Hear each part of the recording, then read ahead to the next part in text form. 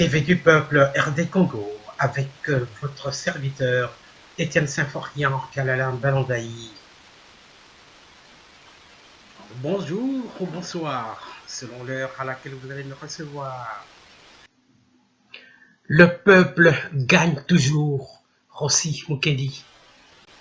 Les hommes et les enfants du Congo, je vous lance un appel urgent de ne pas seulement nous remettre le prix Nobel de la paix, mais de vous mettre debout et de dire ensemble et à haute voix la violence en République démocratique du Congo, c'est assez. Trop, c'est trop. La paix maintenant. Je vous remercie.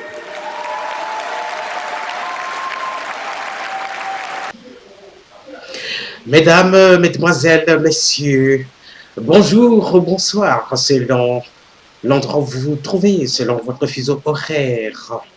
Bandeko, Babolingo, Motenabino Basso, Tozongi Lisusu, Lelo, Sima, ya Mikolo, moi et Bélé. Et donc, c'est à cause des vicissitudes du temps et des aléas divers. Voilà.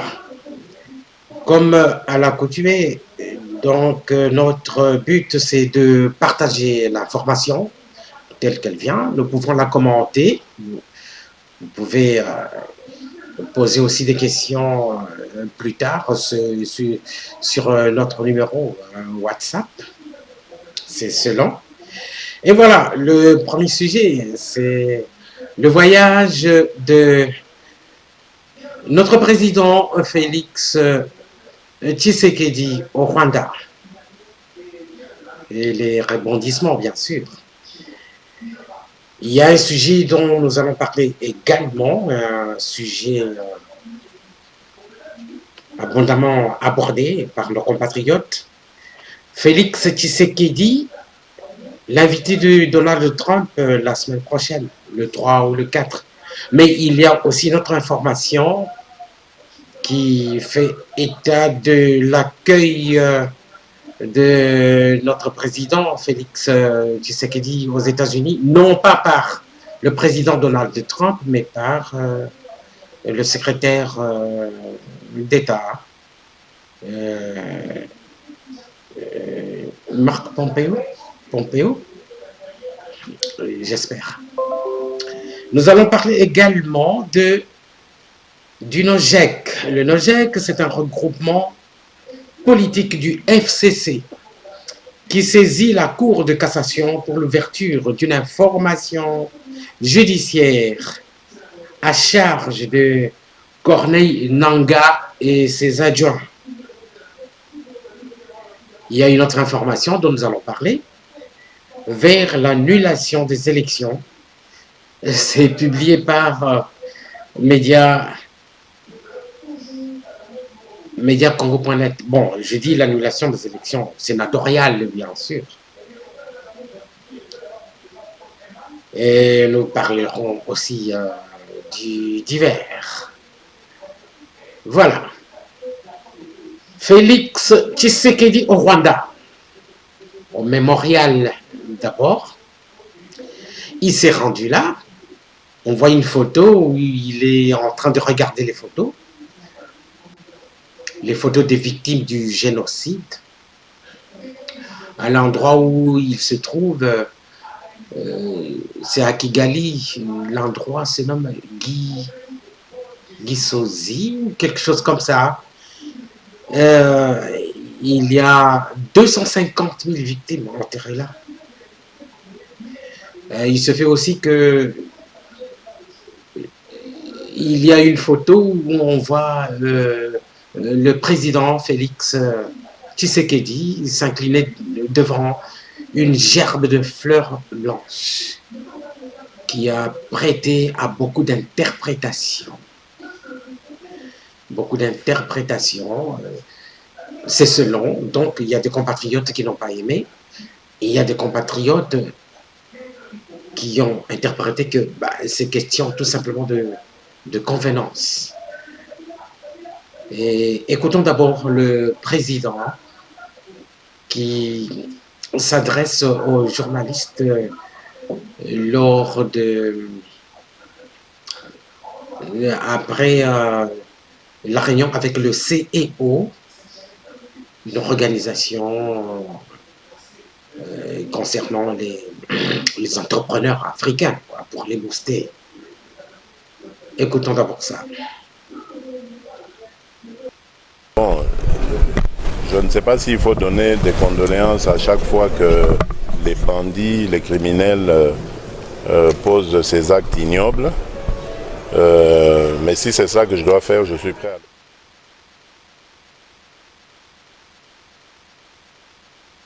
le faire. Moi, je préfère travailler plutôt en amont, c'est-à-dire essayer de mettre fin, d'éradiquer complètement ce phénomène-là.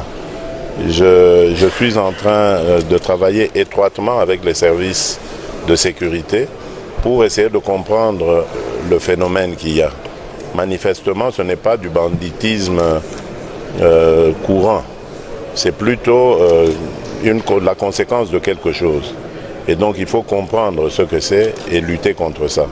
J'avais promis à nos compatriotes de l'Est que je vais leur donner la paix et je n'ai jamais abandonné cette promesse.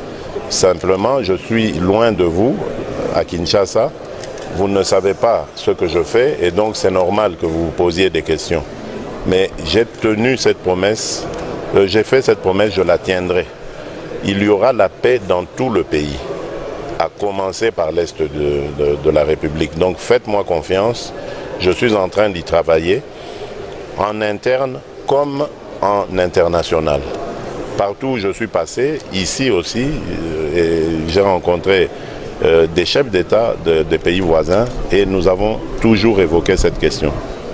Je ne me lasserai jamais de lutter contre ce phénomène d'insécurité qui mine notre pays et qui fait énormément de tort à notre population. Donc faites-moi confiance, je vais réaliser la promesse que j'ai faite à notre peuple.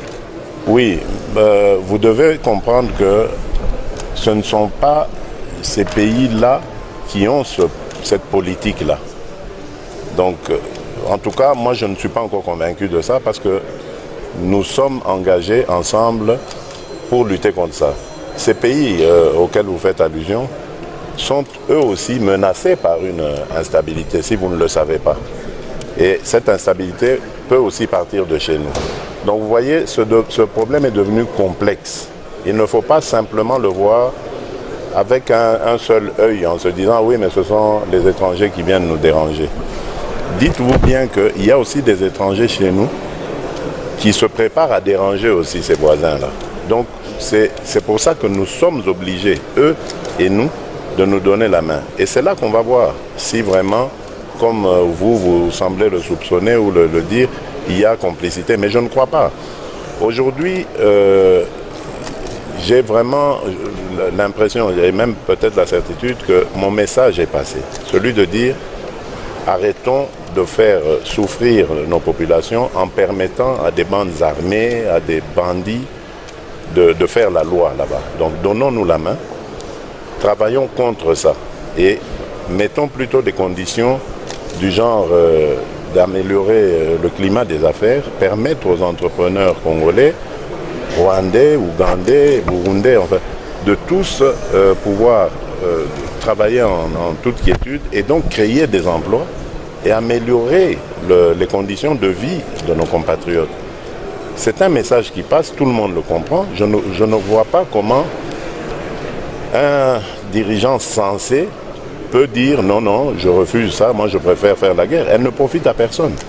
Et surtout qu'elle met en danger des vies humaines.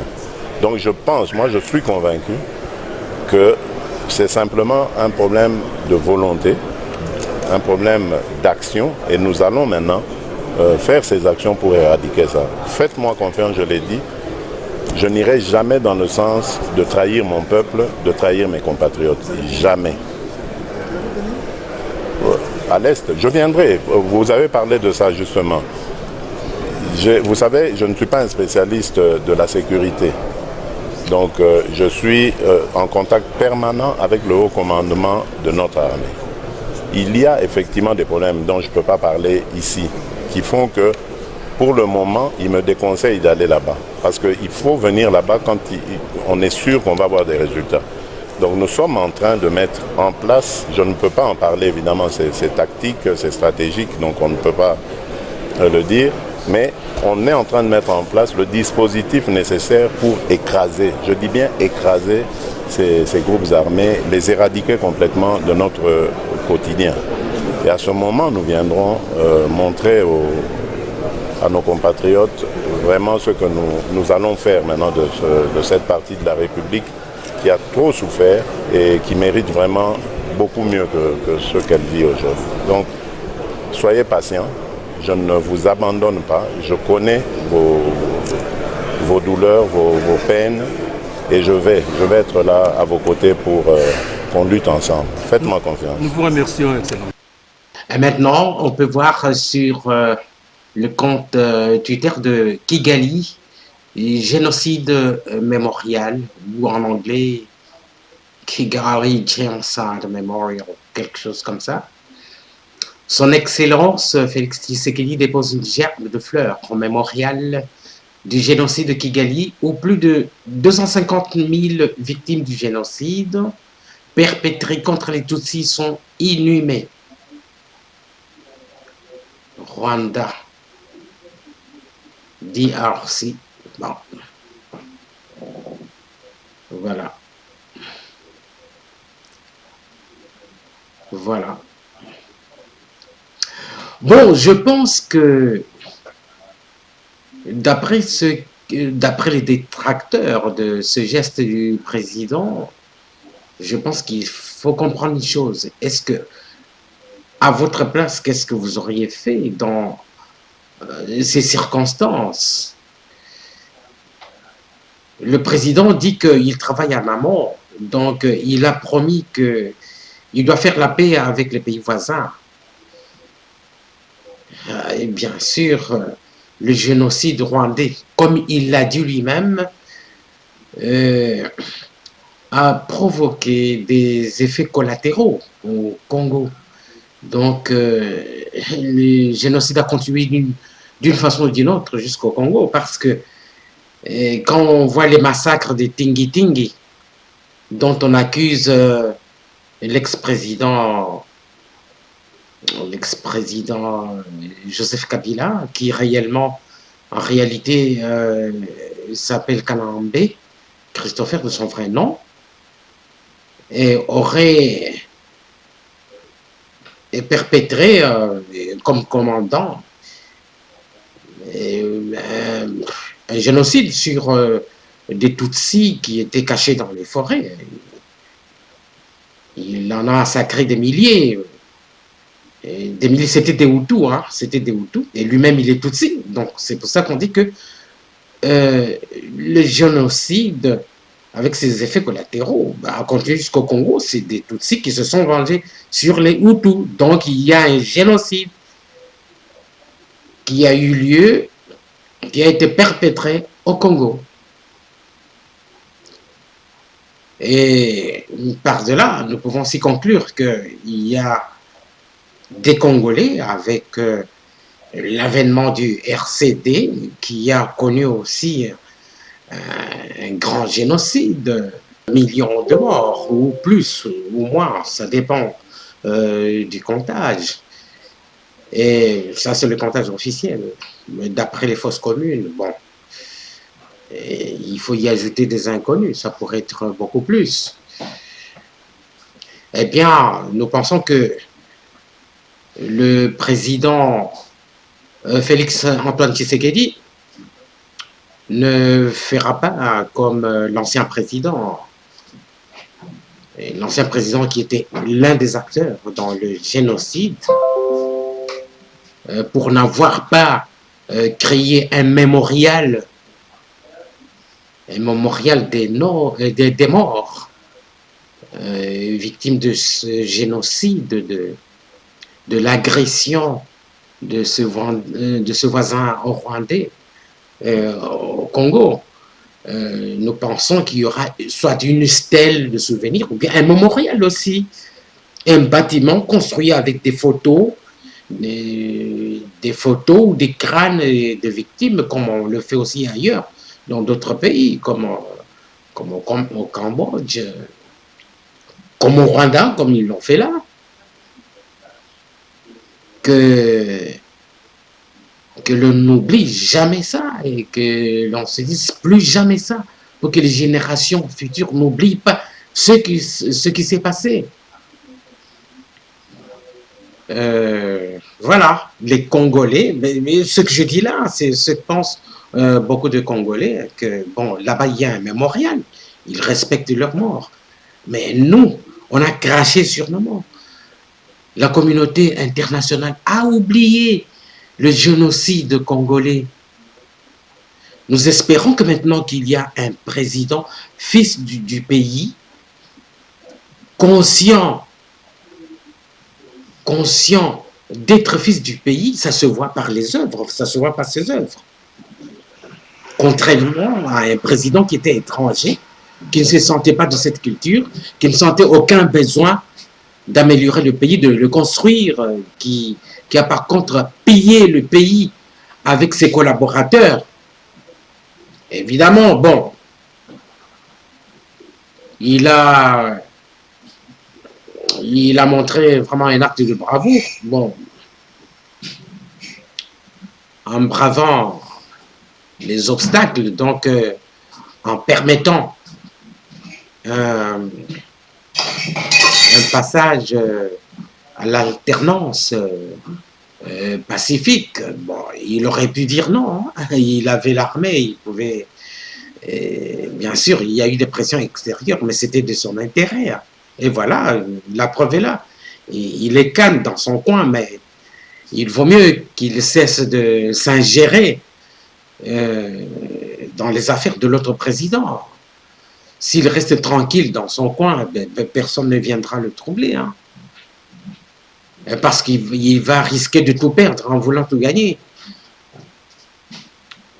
Et voilà pour le mémorial du génocide au Rwanda, hein, qui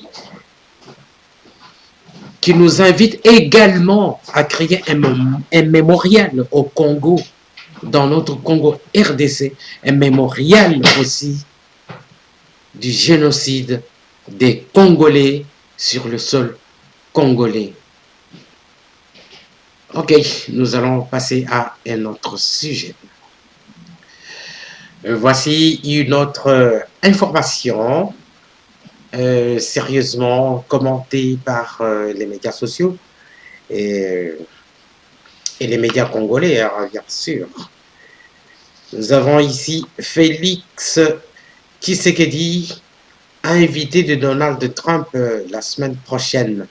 sangoyacongo.com. Voilà ce que nous avons trouvé. Donc, je peux vous lire le contenu succinctement. Je ne contredis pas ceux-là qui disent qu'il ne sera pas l'invité de Donald Trump. Parce qu'il y en a qui disent aussi que, bon, il sera l'invité de M. Pompeo. Mais voilà, je vais vous lire quand même cette information, car c'est une information qui date du mardi 27 2019. La Maison-Blanche nous informe qu'au début du mois d'avril prochain, le président Félix Tshisekedi, chef de l'État, sera reçu dans le bureau ovale par son homologue Donald Trump, le président des États-Unis d'Amérique. Voilà. Et la suite. Les points essentiels du partenariat stratégique USA-RDC sont notamment la construction de l'état de droit en RDC, la consolidation de l'État et la consolidation de la démocratie comme mode de gouvernance. Je ne vois pas le point 3. Je vois un code illisible. Je passe au point 4. Le renforcement des capacités des administrations publiques régaliennes de l'état de droit armée, police, justice, etc. Et ça, c'est les États-Unis qui vont aider la RDC, notamment aider le président Félix Antoine Tshisekedi. L'armée, la police, la justice. 5. La construction d'un climat des affaires propice aux investisseurs et aux investissements directs américains en RDC. La sécurité juridique et judiciaire des investisseurs et des investissements directs américains en RDC. 7. La modernisation, suivez, la modernisation de la RDC à travers des programmes de construction des infrastructures d'utilité publique. Ça, c'est les Américains qui le disent. Hein. Donc, ce seront des contrats gagnant-gagnant, contrairement à ce que les Chinois nous ont démontré et l'administration précédente. Bon, nous n'allons pas diaboliser l'administration précédente parce que ils ont permis l'alternance pacifique. Il n'y a pas eu de mort, il n'y a pas eu de président en fuite.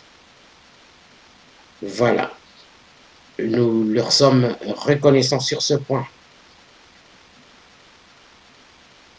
La modernisation de la RDC à travers des programmes de construction des infrastructures d'utilité publique, routes, autoroutes, vous voyez bien, autoroutes, écoles, hôpitaux, ports, aéroports. 8. La modernisation de la RDC à travers des valeurs ajoutées. 9. La sécurisation des frontières extérieures de la RDC.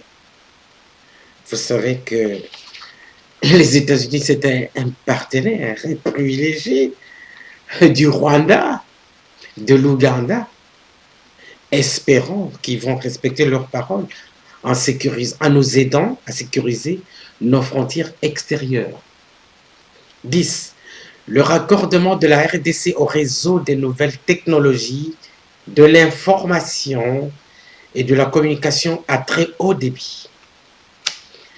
Ce partenariat stratégique gagnant-gagnant entre, d'une part, la première puissance économique mondiale et d'autre part, la première puissance en ressources naturelles stratégiques du monde qui regorge des gisements des matières premières stratégiques non encore exploitées, dont le complexe militaro-industriel et les industries civiles ont besoin pour assurer l'avenir de l'humanité au XXIe siècle, est une opportunité exceptionnelle pour opportunité exceptionnelle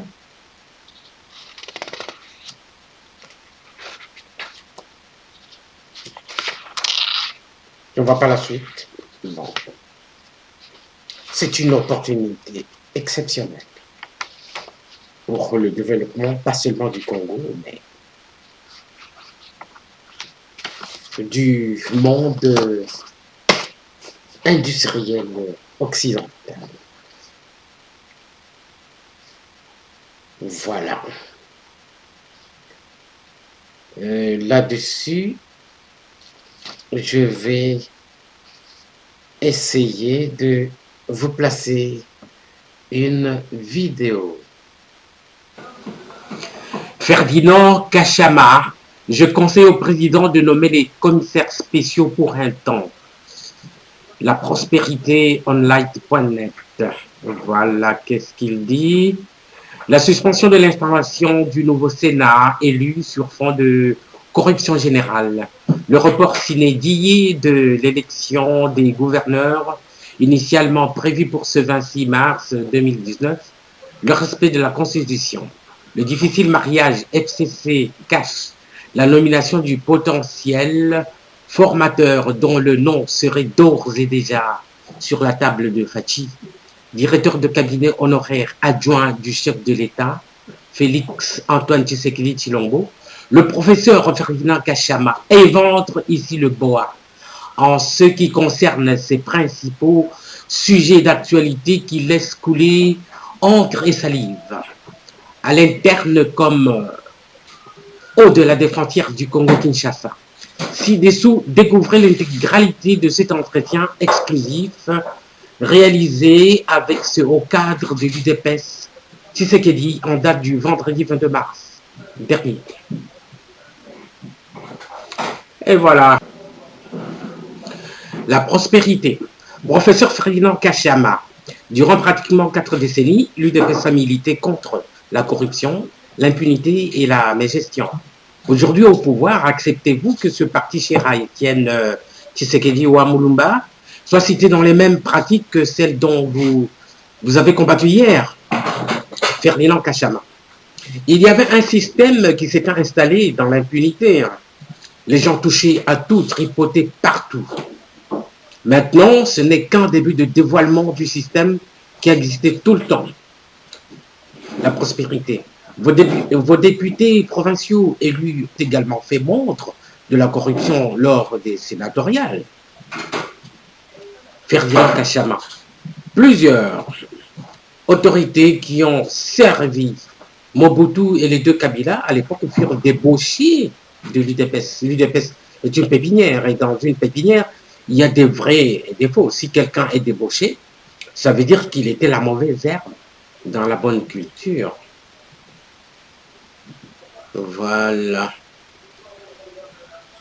À deux mois au sommet de l'État, Félix Tshisekedi est d'ores et déjà accusé de violer la loi, la Constitution. Partagez-vous cette remarque? Kachama. Le président n'a violé aucune disposition constitutionnelle jusqu'à présent.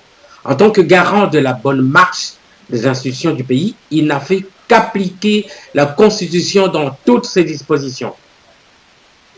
Ok, vous pourrez lire le reste dans la prospérité. Mais en attendant, on peut lire ça. Kabila a déjà transmis au président élu le nom du candidat à nommer en qualité de formateur. La prospérité. Kabila a déjà transmis au président élu le nom du candidat à nommer en qualité de formateur. Pourquoi Tshisekedi, fils, retarde les choses? Ferdinand Kachama. Quand on nous donne un nom, on doit l'examiner. Si ce n'est pas une personne trempée dans la corruption, les malversations financières ou autres crimes. Au FCC, il y a plusieurs personnalités entachées de gros dossiers que nous ne pouvons pas dévoiler. On veut s'assurer que la personne est propre de tout son temps. Si la personne remplit les conditions, le président ne tardera pas à la nommer. L'heure et le jour, c'est dans son secret. Voilà.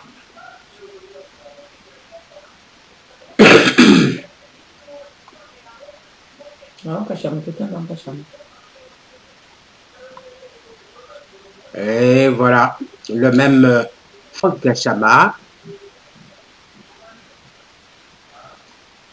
conseillerait le président de la République à nommer des commissaires spéciaux pour un temps. Voilà, c'est le titre.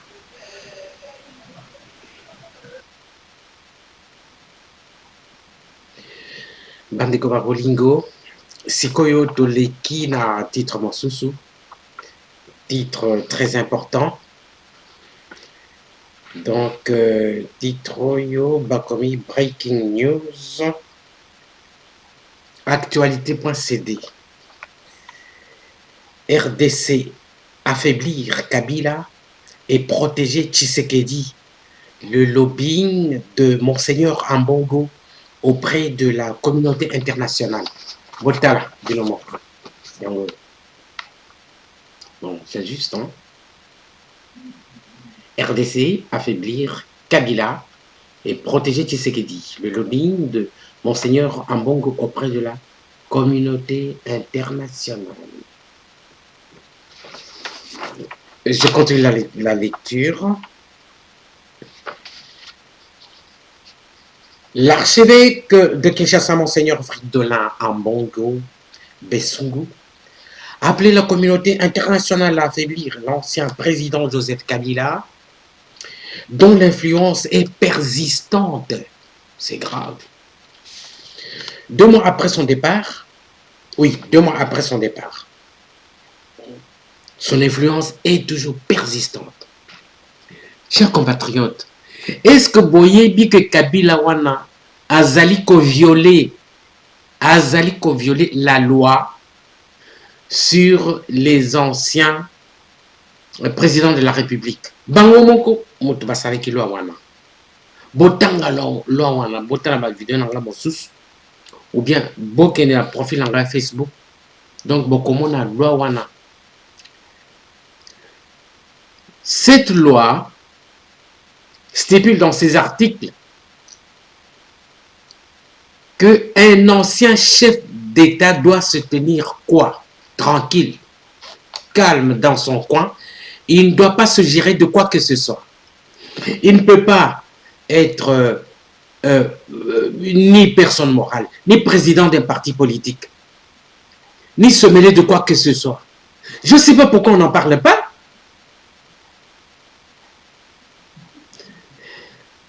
Kabila Joseph ne peut plus être même la personne morale, ni même le président du FCC.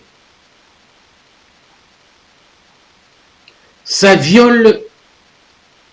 Ils disent par exemple que les autres violent la Constitution parce que l'installation des sénateurs est suspendue, patati patata. Mais lui-même, Kabila, il se déplace avec gyrophare, il va chez le président sans le prévenir, et il se mêle de tout. Il viole la loi, lisez la loi sur les anciens présidents de la République. Voilà. Et je continue la suite. Se confiant en début de semaine au journal catholique La Croix, l'archevêque a déclaré qu'il faut aider Félix Tshisekedi en affaiblissant Kabila, mais aussi en offrant une protection au nouveau président. Vous avez entendu? Vous avez entendu? Le président de la République, Félix Antoine Tshisekedi, a dit et le répète jusqu'au Rwanda: je ne trahirai jamais le peuple. Et son feu de père, Étienne Tshisekedi, avait toujours dit: le peuple d'abord. Donc ce que le peuple congolais veut, Félix Tshisekedi le veut. Donc il faut remarquer aussi que même dans l'installation des nouveaux sénateurs, là, ils sont très influents, ils réclament, mais ces sénateurs-là, ils sont pourris. Ils ont corrompu leurs électeurs et leurs électeurs sont décorrompus aussi. Mais comment voulez-vous que l'on nomme même un premier ministre pas parmi ces gens-là? Il faut une personnalité qui n'a trempé dans rien.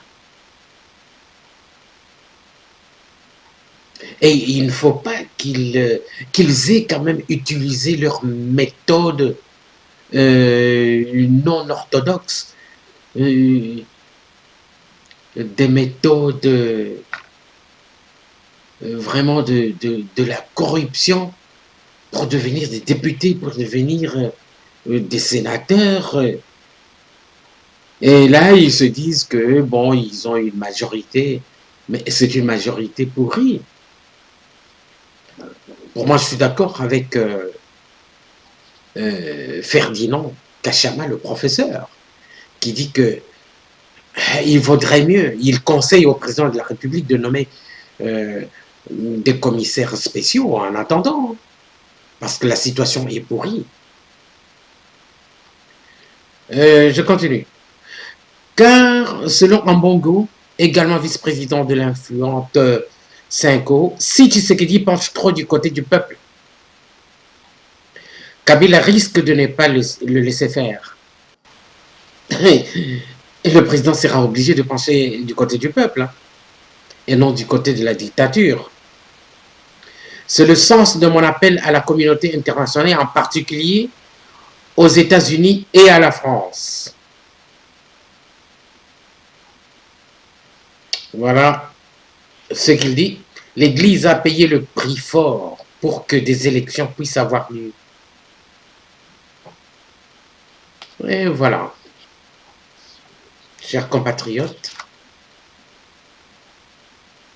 le peuple congolais doit aider le président qui est là à se défaire de la Kabylie.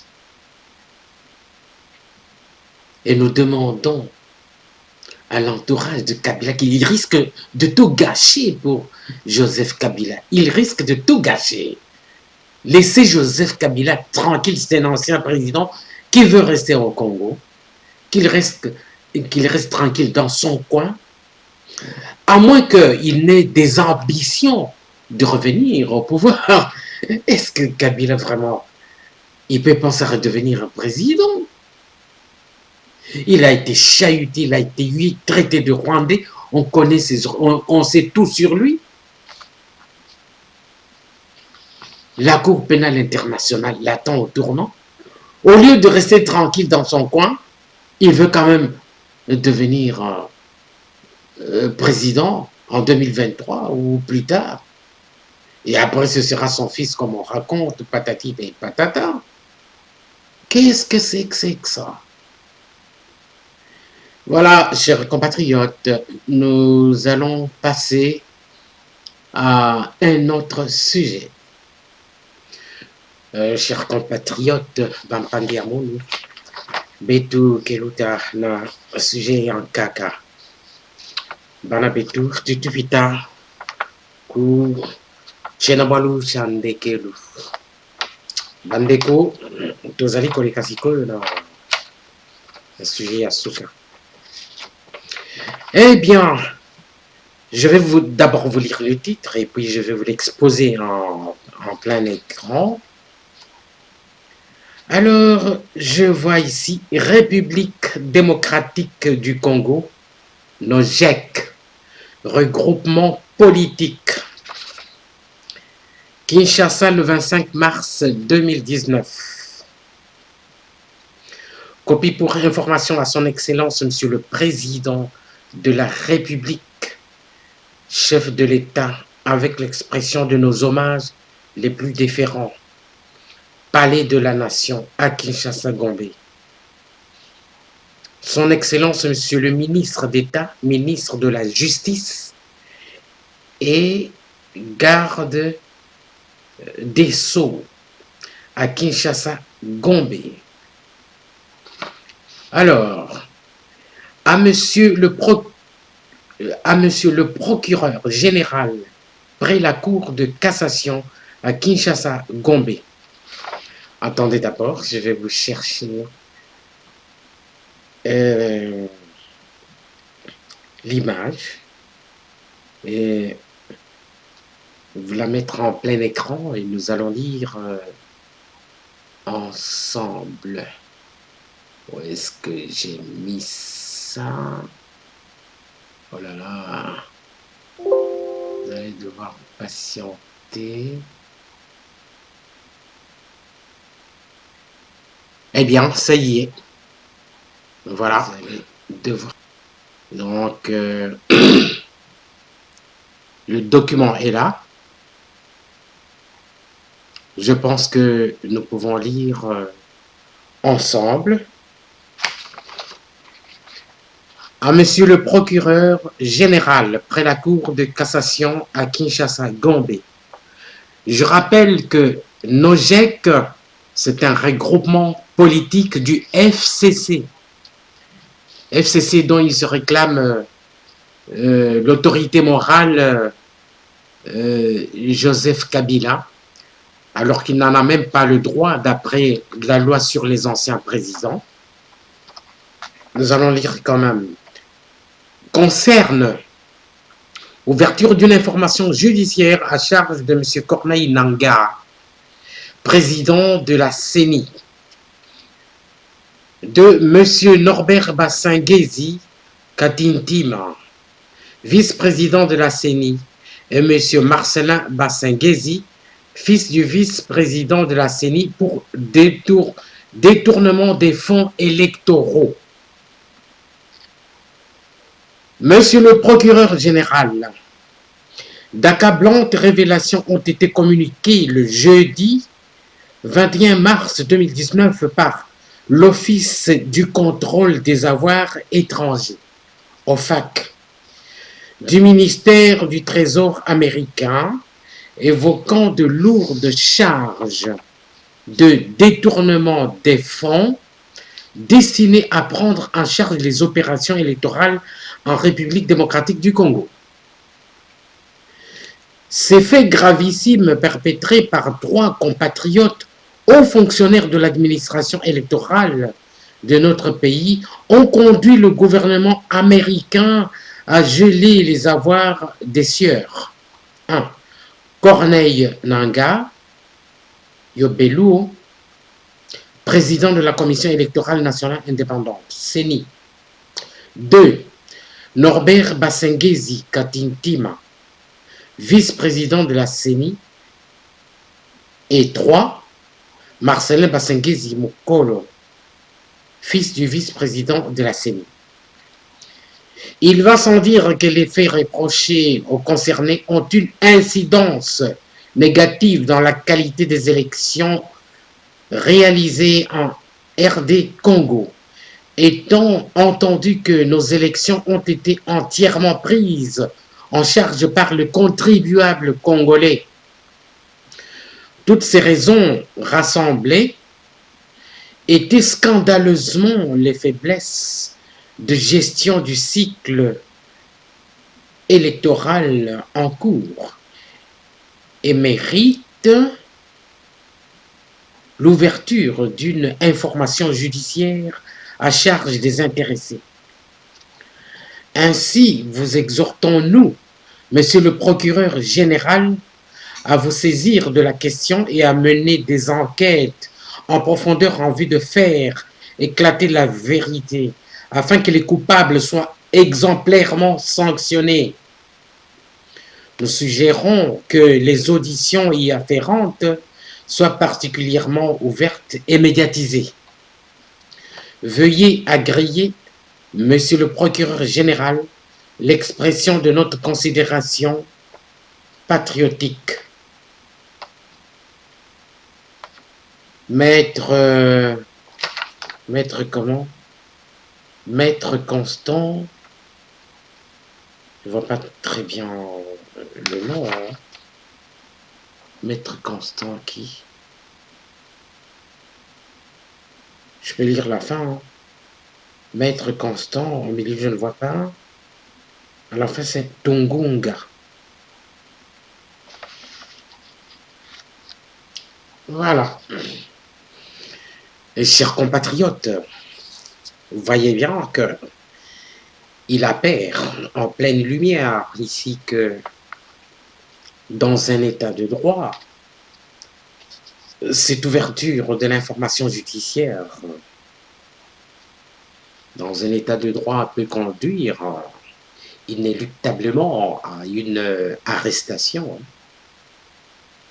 Na Bamboko yo, donc Bamboko Izakana, état de droit. Oko Kangama. Donc, mais ça donne lieu à une polémique. C'est lui qui s'adresse au procureur général de la près la cour de cassation n'est rien d'autre que un regroupement politique dénommé NOJEC. Je ne connais pas tellement tous ces regroupements. Il y en a même des fictifs dans l'ancienne majorité présidentielle. À l'époque d'Aubin Minakou, nous l'avions entendu dire qu'ils avaient créé créer des groupes comme ça, des regroupements politiques fictifs pour gonfler l'alliance présidentielle, pour la majorité présidentielle. Est-ce que le NOJEC en fait partie ou il existe réellement? Ben, il doit exister réellement parce qu'il n'aurait pas osé adresser cette correspondance au procureur général après la Cour de cassation. C'est grave. Ils sont du FCC. Qu'est-ce que les autres membres du FCC peuvent en penser? Corneille Nangaa, on peut le considérer comme étant membre du FCC, malgré le fait qu'il a toujours crié tout haut que la CENI est indépendante, mais bien, on l'a vu flirter plusieurs fois avec le pouvoir. Plusieurs fois flirter avec le pouvoir. Donc, on le considère FCC. Il y aura du remous. Ils vont se haïr. Jusque peut-être à se séparer un jour.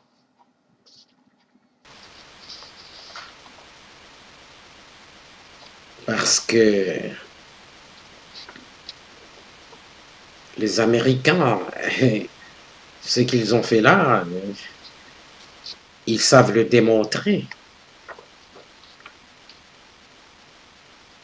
Donc, il y a à se demander, je ne suis pas juriste, hein, mais de par ma formation universitaire en philosophie et linguistique, je pense que je peux disposer d'un certain esprit analytique, car l'objet de la philosophie, c'est la totalité du réel. Eh bien, pas seulement parce que j'ai été formé en philosophie, mais la majorité de ceux qui ont fait des études secondaires et universitaires connaissent le discours de la méthode de Descartes pour bien conduire sa pensée. Ça aide toujours, hein. Donc, nous pouvons, à partir de la culture générale des informations, savoir ce qui peut se passer. Mais je me pose la question, et ça, c'est les juristes qui peuvent le savoir, est-ce que, pendant qu'il est mis en examen, pendant qu'ils sont mis en examen, parce qu'il y a Corneille Nangaa, il y a M. Norbert Bassingesi, Katindima, il y a son fils, Marcelin Bassingesi. Est-ce qu'ils peuvent encore continuer à faire leur travail? Parce que, paraît-il, le 10 avril, il y aura des élections, mais bon, ils ont fixé cette date-là. Est-ce que ils se sont concertés avec, de nouveau, avec le président de la République et les autres institutions? Parce que ces institutions-là s'étaient réunies. Nous nous souvenons de cette réunion-là interinstitutionnelle. Et au bout de cette réunion, ils avaient suspendu l'installation des sénateurs. Ils avaient suspendu aussi l'élection des gouverneurs à cause de la corruption. Et maintenant, eux-mêmes, ils sont maintenant accusés d'avoir détourné des fonds. Ben, je pense plus de 100 millions. On parle de 100 millions. Vous savez ce que c'est? 100 millions. C'est le taxe de combien d'habitants congolais? C'est combien de salaires impayés? Vous savez, avec 100 millions, on aurait payé combien de retard? de retard de salaire. Vraiment, ça, c'était même, même le pays virtuel de Wakanda est mieux que ce pays-là, cette république. C'était vraiment une république bananière. Une république où chacun faisait n'importe quoi. Un ministre faisait n'importe quoi. Un premier ministre faisait n'importe quoi. Le président faisait n'importe quoi. Le pays était pillé. Ils ont craché sur le peuple congolais. Ils ont piétiné. Et ces personnes-là prétendent venir participer aux nouvelles institutions de cette façon-là. Avec cette lèpre-là sur leur corps. Ils sont en cravate. Quand ils sont en cravate, ils sont propres. Vous voyez que ça, c'est l'élite congolaise, mais c'est pas l'élite. Si on les regarde avec des lunettes, des lunettes qui peuvent voir ce qu'il y a sur leur corps. On verrait de la lèpre, on verrait de la puanteur sur leur corps. Les Pochab, les Lambert Mende, qui d'autres encore, les assassins, les criminels, et tout ça. En plus de ça, ces dévoleurs, ils ont détourné des...